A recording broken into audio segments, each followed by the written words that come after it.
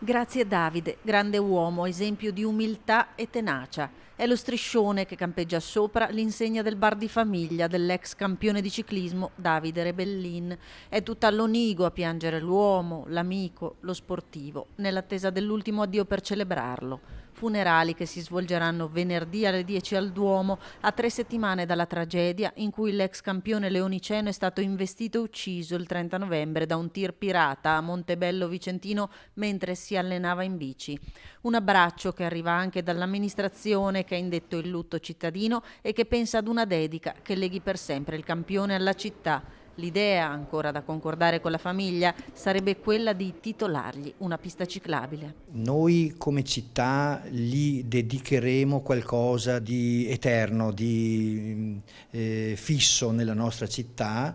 Ci stiamo pensando, ci confronteremo con la famiglia perché vogliamo che il ricordo di Davide rimanga fisso sempre nella nostra città. Renderne eterno il ricordo, come eterno resta l'affetto per quello che Davide lascia alla città, correndo in bici da quando era piccino, diventando un esempio per le nuove generazioni di appassionati e tifosi. Davide lascia un ricordo profondo, il suo amore per lo sport rimane, tant'è che con Davide e anche devo dire con il papà di Davide, Gedeone Rebellin, è nato un gruppo ciclistico leonigo importante, lascia l'amore per lo sport soprattutto nei giovani.